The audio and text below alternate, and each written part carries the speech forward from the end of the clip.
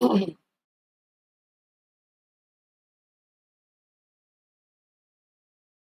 की इस वीडियो में हम आपको बताने वाले हैं क्लास 10 के विज्ञान है, पहला चैप्टर है जिसका नाम है रासायनिक अभिक्रियाएं एवं समीकरण। रासायनिक अभिक्रिया एवं समीकरण को बहुत ही बारीकी से डीपली समझेंगे। तो चलिए वीडियो को शुरू करते हैं। सबसे पहले आपको बता दें कि रासायनिक परिवर्तन होता है, लेकिन उससे पहले भौतिक परिवर्तन आता है। तो हम भौतिक परिवर्तन को समझ लेते हैं कि हमारे चारों तरफ जितने भी वस्तुएं हैं उसमें अगर कोई भी परिवर्तन नहीं हो रहा है, कोई भी चेंज नहीं हो रहा है, तो हम उसे भौतिक परिवर्तन समझेंगे। क्या समझेंगे भाई मेरे? भौतिक परिवर्तन। जैसे मेरे हाथ में घड़ी है, इसमें कोई चेंजिंग नहीं होने वाला, हमारे कपड़ा में कोई चेंजिंग नहीं होने वाला है, हमारे चश्मा में कोई चेंजिंग नहीं होने वाला है। इस तरीके की चीजें हमारे आसपास में वातावरण में जो है वो सभी चीजें भौतिक परिवर्तन के अंदर में आता है। तो भौतिक परिवर्तन को इंग्लिश में क्या बोलते हैं? उसे बोलते हैं फिजिकल चेंज। और इंग्लिश में क्या बोलते हैं? फिजिकल चेंज तो है, उसे हिंदी में क्या बोलते हैं? भौतिक परिवर्तन। अब भौतिक परिवर्तन में कुछ अन्य परिवर्तन जिसमें विकर्मक या मूल पहचान खोकर नए पदार्थ का निर्माण करता है, उसे उत्पाद कहलाता है। समझ में आ रहा है? तो कुछ नए पदार्थ अपना जो था मूल पहचान खो देता है और नए पदार्थ का निर्माण करता है। जैसे अगर हम मान ले कि दूध में पानी को मिला रहे हैं, तो क्या दूध में पानी तो मिलाते हैं, लेकिन पानी दूध में कहीं दिखता है? नहीं दिखता है, दूध ही दिखता रहता है।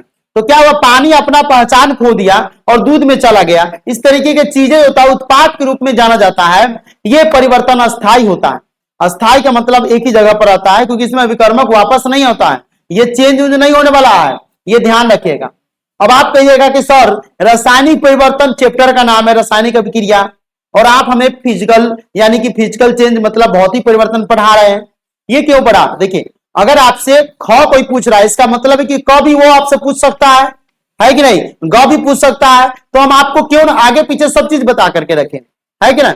अभी हम अगले पॉइंट पर चलेंगे। अगला पॉइंट है रासायनिक अभिक्रिया। ये रासायनिक अभिक्रिया आखिर होता क्या है?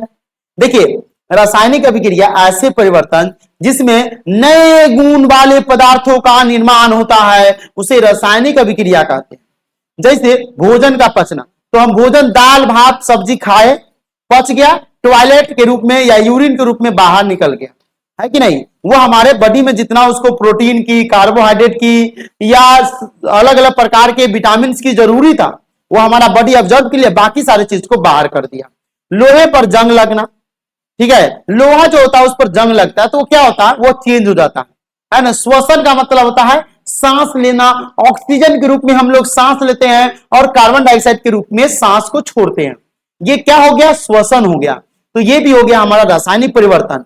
मैग्नीशियम फीते का जलना, मैग्नीशियम फीता होता है, अगर वो जलता है तो जलने के बाद रासायनिक परिवर्तन के अनुसार से रूप को चेंज करता है, उसे हम रासायनिक परिवर्तन भी कहते हैं।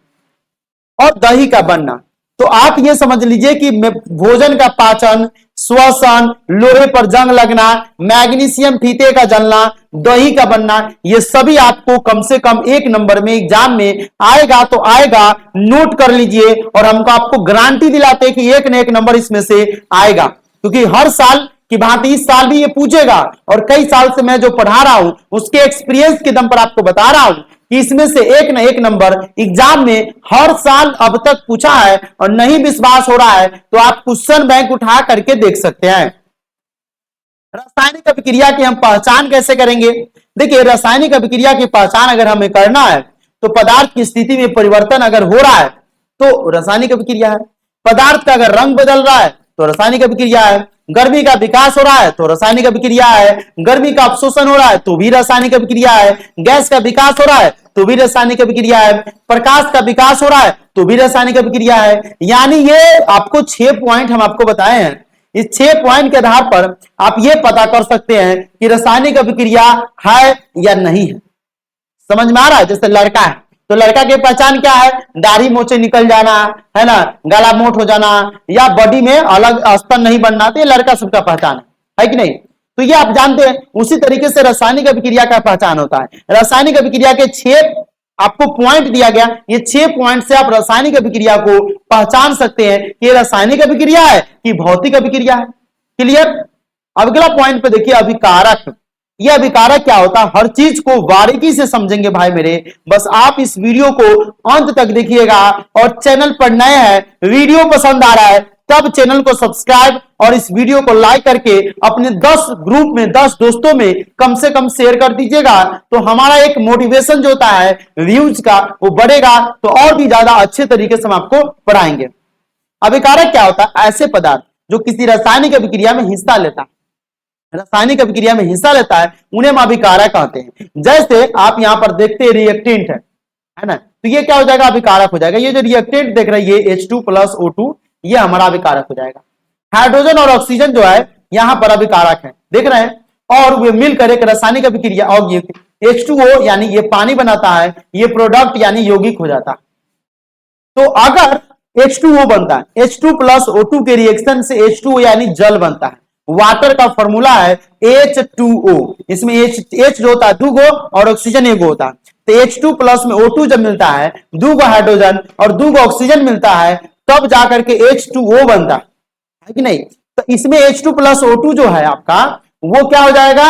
वो हो जाएगा अभिकारक, और H2O जो बन करके आया, एक नया पदार्थ बन करके आया, हम उसे उत्पाद कहते हैं। क्या कहते हैं? उत्पाद कहेंगे। क्या कहेंगे? उत्पाद कहेंगे। इतना ध्यान रखिएगा। अब देखिए उत्पाद को हम पहले बता दिए, लेकिन यहां पर भी है ऐसे पदार्थ जिनका निर्माण रासायनिक अभिक्रिया में होता है, ऐसे पदार्थ जिनका निर्माण रासायनिक अभिक्रिया में होता है, उन्हें हम उत्पाद कहते हैं। जैसे Na+Cl आपको स्क्रीन पर दिखाई दे रहा है, ये क्या हो गया? Na+Cl आपका अभिकारक हो गया, लेकिन Na+ में Cl मिल करके क्या बना? NaCl बन गया। NaCl बन गया, सोडियम क्लोराइड बन गया। ये नमक का फॉर्मूला होता है, जो नमक हम लोग खाते हैं उसका ये फॉर्मूला है। तो क्या ये NaCl उत्पाद है? तो हाँ उत्पाद है, क्योंकि Na+Cl मिल करके NaCl यानी सोडियम क्लोराइड नमक का फॉर्मूला बनता है। उसी तरीके से अगर हमें कहे कि H2O है ना, H2O है, और वो टूट करके क्या बन गया? O2 + H2O बन गया, तो इसमें होगा, तो इसमें भी हमारा क्या हो जाएगा? O2 + H2O टूट करके बन गया। अब जैसे कभी कभी क्या होता है कि जल को हम वाष्पीकरण करके भी तोड़ सकते हैं, उसमें भी उत्पाद, यानी ऐसे पता जिनका निर्माण रासायनिक अभिक्रिया में होता है। तो मान लीजिए कि जल पहले से अवेलेबल है कि नहीं, तो जल को अगर हम उसमें वाष्पीकरण करें या तोड़े, तो H2 + O2 बन गया। तो H2 + O2 क्या हो गया? अभिक्रिया के दौरान बन गया, तो अभिक्रिया के दौरान बन गया, तो H2 + O2 भी हमारा एक तरीके से उत्पाद हो जाएगा। कब होगा? जब ये दाहिने बगल रहेगा, जब H2 + O2 दाहिने बगल रहेगा तब उत्पाद होगा। लेकिन अगर H2 + O2 बाएं बगल रहेगा और उससे मिलकर के H2O बनेगा दाहिने बगल, इस स्थिति में H2O दाहिने बगल बन गया, इसका मतलब है कि H2O इस स्थिति में उत्पाद हो गया, और H2 + O2 जो इस बगल बनेगा बाएं बगल, वो अभिकारक हो जाएगा। लेकिन उल्टा कर देंगे, H2O को हम इधर कर देंगे बाएं बगल, और H2 + O2 इस बगल आ जाएगा, इस स्थिति में H2 + O2 हमारा वो हो जाएगा उत्पाद, और H2O हो जाएगा हमारा अभिकारक। ये क्लियर? अगले पॉइंट की तरफ चलेंगे, रासायनिक समीकरण क्या होता है। देखिए हर चीज को हम पिक्चरली आपको समझाते हैं ताकि आप लोग उसे कॉन्टेक्स्ट क्लियर कर सके। किसी भी रासायनिक अभिक्रिया का उसमें भाग लेने वाले पदार्थों के प्रतीकों तथा सूत्रों के माध्यम से संक्षिप्त प्रदर्शन रासायनिक समीकरण कहलाता है। अभी रासायनिक समीकरण को बारीकी से समझेंगे कि किसी रासायनिक अभिक्रिया का उसमें भाग लेने वाले पदार्थों के, जो भाग लेता है, समझ पा रहा है, उसमें भाग ले रहा है, भाग लेने वाले पदार्थों के प्रतीकों तथा सूत्रों के माध्यम से संक्षिप्त जो प्रदर्शन होता है, उस प्रदर्शन को रासायनिक समीकरण कहते हैं। जैसे हाइड्रोजन का यहाँ पर फॉर्मूला है, ऑक्सीजन का फॉर्मूला है, वाटर का फॉर्मूला है। हाइड्रोजन इसमें देख रहे हैं कि हाइड्रोजन एक जो हाइड्रोजन यहाँ पर बन रहा है और एक हाइड्रोजन यहाँ पर बन रहा है ना, और ऑक्सीजन भी देख रहे हैं, यहाँ पर 2 ऑक्सीजन भी है, दोनों मिल करके H2O बन गया। यानी इसमें देख रहे हैं कि यहाँ पर 2 यहाँ पर है और यहाँ पर भी 2 है, यानी 2 ऑक्सीजन और यहाँ पर H2 2 है। यह रासायनिक समीकरण हो जाएगा। अगर हम इसे लिखे H2 + O2 तो H2O, ये रासायनिक समीकरण हो गया। यहां तक आप तो क्लियर हो गए होंगे। अगला है रासायनिक समीकरण के प्रकार। समीकरण जो होता है सामान्यतः 2 प्रकार के होते हैं, ठीक है, संतुलित रासायनिक समीकरण और असंतुलित रासायनिक समीकरण। अब देखिए बात क्या है कि रासायनिक समीकरण के जो प्रकार है वो समीकरण सामान्यतः 2 प्रकार के होते हैं। कितने प्रकार के होते हैं? 2 प्रकार के। एक जो होता है संतुलित रासायनिक समीकरण और एक जो होता है असंतुलित रासायनिक समीकरण, जिसे हम कंकाली समीकरण भी कहते हैं। अब समझने वाली बात यह है कि संतुलित रासायनिक समीकरण कैसा होता है और असंतुलित रासायनिक समीकरण या कंकाली समीकरण किसे कहते हैं, कैसा होता है। तो आप स्क्रीन पर देख रहे होंगे, है ना, C4H10 इधर बगल में है और यहां पर O2 है और रिएक्शन करके 3/2 के O2 के साथ रिएक्शन करके 4CO2 प्लस में 5H2 बना। अगर हम देखें तो C4 इधर है, H 10 गो है और ऑक्सीजन जो यहाँ पर 2 गो हो जाएगा, है ना, लेकिन हमको बराबर करना होगा। इधर अगर देखें तो C 4 गो है, H 10 गो जाएगा और ऑक्सीजन टोटल मिलाकर के 5 गो और यहां पर जाएगा, यहां पर अगर देखेंगे तो 2 4 दूना 8 5 13, यानी अगर आप देखें तो यहां पर जैसे यहां पर देखिए 4 दूना 8 हो गया, 8 5 13 नहीं हो गया, तो 13 इधर 2 गो है, तो क्या करेंगे इसे हम भाग कर देंगे। क्या भाग कर देंगे, अगर हमको 13 है और इधर 2 है तो 2 को अगर हमको 13 बनाना तो क्या करेंगे, इसमें 13/2 से भाग कर देंगे। 13/2 से जैसे भाग करेंगे तो 2 से 2 कट गया तो 13 हो गया, तो ये 13/2 से यहां पर भाग किया गया। क्लियर, और इस तरीके से ये क्लियर हमारा हो जाएगा और क्या बनकर आएगा, अब ये अणुओं का संतुलित समीकरण हो जाएगा और आपकी समीकरण क्लियर हो गई यहां तक। ठीक है, नीचे भी वही दिया हुआ है। आगे चलते हैं, रासायनिक समीकरण में तीर के दोनों ओर जो उपस्थित तत्व होता है, तत्वों में परमाणु की जो संख्या होती है वो समान होती है, समान होनी भी चाहिए। ऐसे समीकरण को संतुलित समीकरण करेंगे।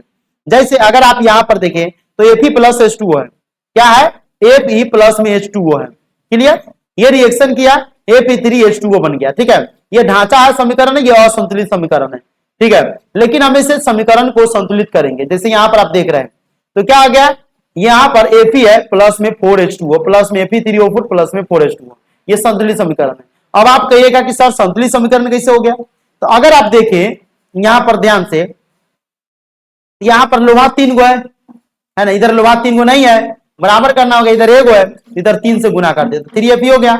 इधर H2 2 गो है और इधर भी H2 2 गो है ना, लेकिन हमारा O इधर जो है 1 गो है, लेकिन O इधर 4 गो है, तो 4 से गुना करना पड़ेगा। 4 से गुना करेंगे तो ये 8 गो हाइड्रोजन हो गया और ऑक्सीजन 4 गो हो गया, तो इधर भी 4 से गुना करेंगे तो 8 गो हाइड्रोजन हो गया।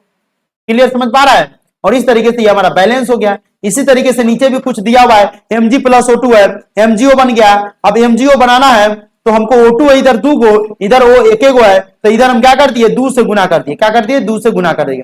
अब 2 से गुना करे तो 2 गो MgO हो गया, तो इधर भी 2 से गुना कर दिए। इस तरीके से होता है। हम एक अलग से वीडियो, स्पेसिफिक वीडियो बनाएंगे कि कैसे किसी भी संतुलित समीकरण असंतुलित समीकरण को संतुलित कर सकते हैं। रासायनिक अभिक्रियाओं के प्रकार को जानेंगे। देखिए, रासायनिक अभिक्रिया के प्रकार आप जानते होंगे। रासायनिक अभिक्रिया के प्रकार में सबसे पहले आता है संयोजन अभिक्रिया, यानी कॉम्बिनेशन रिएक्शन। जिस अभिक्रिया में 2 या 2 से अधिक अभिकारक एक साथ होकर एक एकल उत्पाद का निर्माण करते हैं उसे हम संयोजन अभिक्रिया कहते हैं। जैसे A प्लस B मिलकर के AB बन गया तो इस संयोजन अभिक्रिया है। जैसे अगर आप नीचा देखें तो CaO है और उसके बाद क्या है, H2O है, यानी चूना है और जल है। ये रिएक्शन करके क्या बन गया, CaOH2, यानी बुझा हुआ चूना अथवा कैल्शियम हाइड्रोक्साइड। ये क्या बन गया, बुझा हुआ चूना अथवा कैल्शियम हाइड्रोक्साइड बन गया। तो यहां से आप स्पेसिफिक चीज को समझ पा रहे हैं, एक एक पॉइंट को क्लियरली समझ पा रहे हैं। वीडियो पसंद आ रहा है तभी लाइक करिएगा, नहीं तो डिसलाइक करके आप निकल सकते हैं आराम से, कोई डाउट नहीं है। अगला है वियोजन अभिक्रिया। इसमें क्या होगा भाई मेरे, वह अभिक्रिया जिसमें एक अभिकारक के टुकड़े होकर के 2 या 2 से अधिक उत्पाद का निर्माण करता है उसे हम वियोजन या अपघटन अभिक्रिया कहते हैं। क्या कहते हैं कि वह अभिक्रिया जिसमें एक अभिकारक के टुकड़े होकर के, एक अभिकारक के टुकड़ा हो गया और टुकड़ा होने के बाद 2 या 2 से अधिक उत्पाद का निर्माण करता है उसे हम वियोजन या अपघटन अभिक्रिया कहते हैं। जैसे ए बी है तो ये भी क्या हो गया, A प्लस B में टूट गया, है ना। जैसे किसी आम को आप तोड़ रहे हैं तो आम को तोड़ने के बाद काटते हैं, जैसे नारियल को फोड़ते हैं, अलग अलग टूटता है। उसी तरीके से यहां पर देख सकते हैं, जैसे CaCO3 है, इसे हम हीट देंगे यानी उष्मा देंगे, गर्म करेंगे। गर्म करने के बाद क्या बनेगा, CaO अलगे हो जाएगा और CO2 अलगे हो जाएगा। समझ पा रहे हैं मेरी बात को। जैसे अगर हम दूध को गर्म करें तो दूध को गर्म करेंगे तो क्या होगा, पानी जो उसमें का रहेगा दूध का वो पहले निकल जाएगा और दूध अलगे हो जाएगा। पानी अलग निकल करके भाग गया, दूध बच गया। उसी तरीके से CaCO3 है, अगर हम इसे गर्म दे करें तो CaO बनेगा और प्लस में CO2 बनेगा। यह अभिक्रिया 3 प्रकार की होती है। कितने प्रकार की, तीन प्रकार की होती है। कौन अभिक्रिया? वियोजन या अपघटन अभिक्रिया। अगला देखिए, ये पहला अभिक्रिया इसमें तीन प्रकार का होता है, उसमें से उष्मीय अपघटन या उष्मीय वियोजन। ये क्या होता है? वो अभिक्रिया जिसमें उष्मा प्रदान करके अभिकारकों को उत्पाद में तोड़ा जाता है। वह अभिक्रिया जिसमें क्या होता है कि उष्मा प्रदान करता है और उष्मा प्रदान करके अभिकारकों को उत्पाद में तोड़ता है। अभिकार को क्या करता है? उत्पाद में तोड़ा जाता है, उसे उष्मीय वियोजन अभिक्रिया कहते हैं। क्या कहते हैं? उष्मीय वियोजन अभिक्रिया कहते हैं। जैसे CaCO3 है, ये हम कैल्शियम कार्बोनेट बोलते हैं, लेकिन ये जो टूटेगा CaO प्लस में O2 बनेगा गर्म करने पर, है ना, अलग अलग बन गया। तो क्या कह रहा है कि वह अभिक्रिया जिसमें उष्मा प्रदान करके अभिकारकों को उत्पाद में तोड़ा जाता है, अभिकारकों को क्या कहा जाता है? उत्पाद में तोड़ा जाता है, उसे उष्मीय वियोजन अभिक्रिया कहते हैं। क्लियर? जैसे नीचा भी दिया हुआ लेड नाइट्रेट में 2PbNO3, ये रिएक्शन पूरा संतुलित है और यह रिएक्शन हो करके पूरा बना हुआ 2PbO प्लस में 4Na2 प्लस में O2, ये पूरा संतुलित समीकरण है। अगला है प्रकाशिक अपघटन या प्रकाशीय वियोजन। ये क्या होता है? वह अभिक्रिया जिनमें अभिकारकों को सूर्य के प्रकाश में रखने पर यह उत्पाद में टूट जाते हैं, उसे प्रकाशीय वियोजन कहते हैं। क्या कहते हैं? वह अभिक्रिया जिनमें अभिकारकों को, यानी बहुत सारा अभिकारक है, अभिकारकों को सूर्य के प्रकाश में, यानी सूर्य के प्रकाश आ रहा है, सूर्य के प्रकाश में रखने पर यह उत्पाद में टूट जाता है, यानी दूसरी चीज में टूट जाता है, उसे हम प्रकाशीय वियोजन कहते हैं। समझ पा रहे हैं मेरी बात को? कि वह अभिक्रिया जिनमें अभिकारकों को सूर्य के प्रकाश में अगर हम रखते हैं, सूर्य के प्रकाश में अगर हम रखते हैं तो वह उत्पाद में टूट जाता है। किसमें टूटता है? उत्पाद में टूट जाता है, उसे हम प्रकाशीय वियोजन कहते हैं। जैसे AgBr सिल्वर ब्रोमाइड है, रिएक्शन किया हुआ है, संतुलित किया हुआ है 2AgBr, अगर हम इसे तोड़ेंगे तो 2Ag प्लस में Br2 बनेगा। क्या बनेगा? 2Ag प्लस में Br2। उत्पाद क्या होता है? जैसे H2 प्लस O2 यह अभिकारक हो गया और H2O बन गया, ये उत्पाद हो गया। इसी तरीके से AgCl है, सिल्वर क्लोराइड, ये जो है टूट करके Ag प्लस में Cl2 बनेगा। ये संतुलित समीकरण है, इसीलिए 2AgCl रिएक्शन करेगा तो 2Ag प्लस में Cl2 बनेगा। यहां तक आप मेरी बात को समझ रहे हैं तो जल्दी से एक नीचे कमेंट करिए बढ़िया सा कि आपकी वीडियो हमें समझ में आ रही है या नहीं समझ में आ रही है। नहीं समझ में आ रही तो डिसलाइक करिए, नीचे कमेंट करिए, और समझ में आ रही है तो नीचे कमेंट करिए कि हाँ सर आपकी वीडियो हम समझ पा रहे हैं। और वीडियो को लाइक करके अपने सारे दोस्तों के साथ इस वीडियो को ज्यादा से ज्यादा शेयर करें, ताकि जितने बच्चे इस वीडियो को देखेंगे उतने मोटिवेशन से हम अगला चैप्टर को और अच्छी तरीके से उसको एक्सप्लेन करेंगे। विद्युत अपघटन या विद्युत वियोजन क्या होता है? इसे हम इलेक्ट्रिक डिसोसिएशन बोलते हैं। ऐसी अभिक्रिया विद्युत धारा प्रवाहित करने पर, यानी कि वैसी अभिक्रिया जो विद्युत धारा प्रवाहित करने पर अभिकारक जो रहेगा वो उत्पाद में खंडित हो जाता है, उसे हम विद्युत अपघटन या विद्युत वियोजन अभिक्रिया कहते हैं। यानी इसमें क्या कह रहा है कि अभिकारक जो रहेगा वो उत्पाद में खंडित हो जाता है। समझ रहा है? जैसे H2O है, एक तरीके से अब हम बताए थे ना कि अपने आप में H2O अभिकारक भी है, उत्पाद भी है। अगर ये बाएं तरफ रहता है तो उत्पाद है, लेकिन सॉरी अभिकारक है, लेकिन ये दाहिने तरफ रहता है तो उत्पाद है। आपको समझाए थे। जैसे H2 प्लस O2 है तो क्या होगा? H2 plus O2, H2 plus O2, H2 plus O2 अगर ये बाएं तरफ रह गया, बाएं तरफ, तो ये अभिकारक हो गया और H2O बन गया दाएं तरफ, ये उत्पाद हो गया। लेकिन अगर उल्टा कर देंगे तो ये H2O इधर हो गया बाएं तरफ और H2 प्लस O2 इधर हो गया, तो ये अभिकारक हो, ये उत्पाद हो गया, ये अभिकारक हो गया। समझ पा रहे हैं बात को? ठीक है, बात को पकड़ रहे हैं? तो इस तरीके की चीज यहां पर स्क्रीन पर आपको दिख रहा है। H2O है, H2 प्लस O2 यानी 2H2O रिएक्शन करेगा तो 2H2 प्लस O2 बनेगा।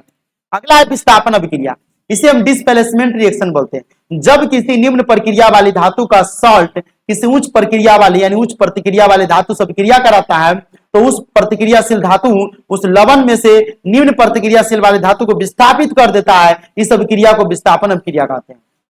आपको समझ में नहीं आ रहा है ना? आप ये समझिए कि गरीब आदमी है और एक धनिक आदमी, तो धनिक आदमी क्या करेगा? गरीब आदमी को साइड के अलगे रहो छुआ जाएंगे, है ना, उसको घर से अलगे रहता है, चप्पल पहन के आने नहीं देता है। इसका मतलब है कि वो विस्थापन कर रहा है।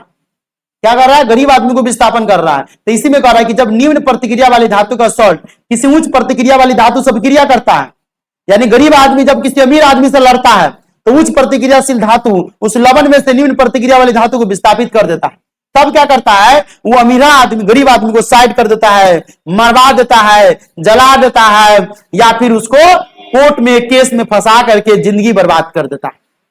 ये क्या हो गया, ये विस्थापन अभिक्रिया, डिस्प्लेसमेंट रिएक्शन हो गया। इस अभिक्रिया को विस्थापन अभिक्रिया कहा जाता है।